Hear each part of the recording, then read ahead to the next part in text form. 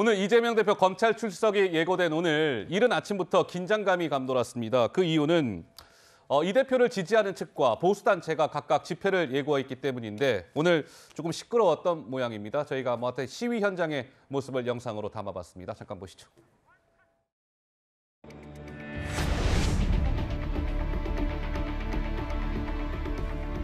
동지 여러분, 여러분들이 함께해 주셔야만 저들과 함께 싸울 수 있습니다. 김건희를 수사하라! 축하주자! 수사하라!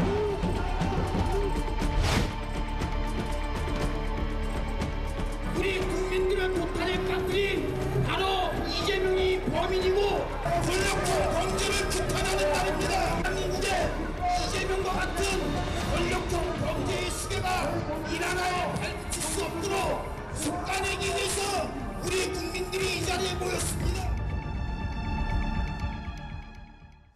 그러니까 오늘 오전부터 좀 이제 시위 현장 때문에 좀 시끄러웠다고 하는데 그 이재명 대표를 지지하는 사람이 글쎄요, 한 1,500여 명 정도? 정확한 숫자는 아닙니다만 그 정도 된다고 하고 맞불 성격으로 보수단체도 한 800명 정도가 성남지청 앞에서 시위를 벌였다고 합니다. 장윤미 변호사님, 네. 우리 조국 사태 기억하잖아요. 네. 나라가 이제 반쪽 나서 큰 좀 혼란을 겪은 바 있는데 이번에도 그런 혼란이 좀 되풀이되는 것 아니냐라는 우려가 일각에서 나오고 있더군요. 어떻습니까? 그렇습니다. 오늘 이 화면은요, 저는 한 단면을 우리나라의 정치 이 상황의 단면을 보여주고 있다라고 생각합니다. 지금 법조인들 그리고 아마 민주당 의원들도 이게 유죄로 나올지 무죄로 나올지 아는 사람이 없을 겁니다. 그런데 본인이 믿고 싶은 그리고 본인이 몸담고 있는 진영, 본인이 지지하는 정치인에 따라서 굉장히 확증 편향이 강화되는 추세로 가고 있다. 그래서 지지하면 무조건 맞는다. 반대하면 무조건 틀리다. 구속해야 된다. 압수수색해야 된다. 그리고 더 처벌을 강화해야 된다. 이런 건 사실 온당한 모습은 아니라고 생각하고요. 지금 지지자든 아니든 여러 가지 지표들이 본인이 몸담고 있는 진영, 본인이 지지하는 정당에 따라서 사실관계조차 왜곡하고 있다라는 여론조사 결과들도 나오고 있는데 그런 한 단면을 오늘 또 이게 그대로 언론사 이 카메라에 잡혔구나 이런 생각이 듭니다. 그러니까 지금 자막에도 나오고 있는데 이재명 대표 지지하는 그 인터넷 카페 같은 데는 굉장히 좀 거친 단어가 나왔더군요. 아까 그런 자막 좀 다시 한번 보여주세요. 건들면 이재명 대표 건들면 폭동 날 거다. 이장님 건들면 나라가 뒤집어질 거다. 이런 아주 거친 말들이 올라왔다고 하는데 어떻습니까, 김종혁 의원님? 폭동 얘기까지 나왔어요. 나라가 뒤집어질 겁니다. 이장님 건들지 마세요.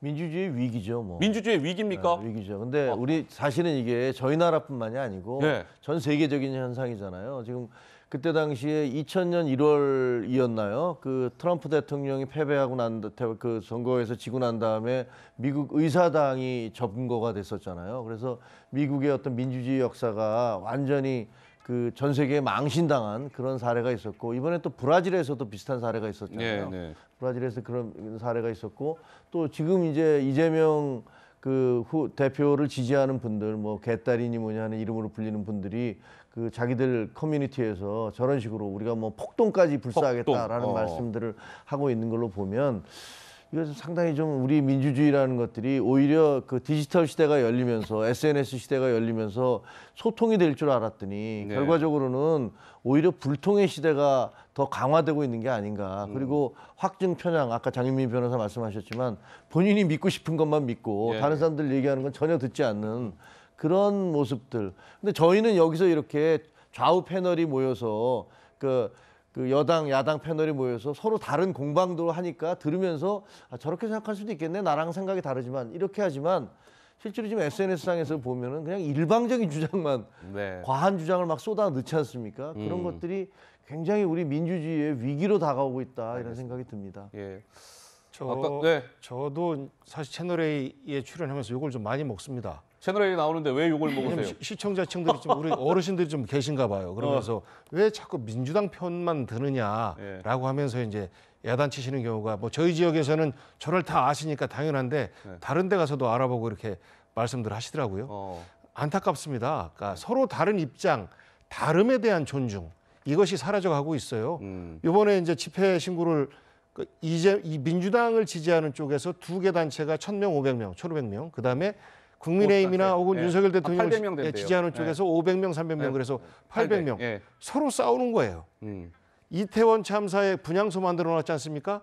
여기에 보수단체가 집회 신고를 해서 막 유가족에게 욕해요. 단식하고 있는 세월호 유가족분들 옆에서 폭식 투쟁이라는 이름으로 모욕을 해요. 이런 것들이 알겠습니다. 얼마나 슬픕니까? 폭동 날 것이라고 쓴 지지자 중에 한 분 저분도 잘못한 것이지만 또 그러면 윤석열 대통령 지지자들 중에서는 저런 표현 안 썼을까요? 이재명 대통령 그 대표에 대한 모욕 안 했을까요? 복귀왕에 대한 욕도 많이 하거든요, SNS상으로. 예. 그래서 저는 좀 안 그러셨으면 좋겠다. 알겠습니다. 예. 아, 부탁입니다. 예, 알겠습니다. 오늘 보기원장님이 뭐 화도 내셨다가 내가 욕을 많이 먹습니다라고 얘기하셨다가 기사도 좀 쓰셨다가 오늘 바쁘시네요. 예.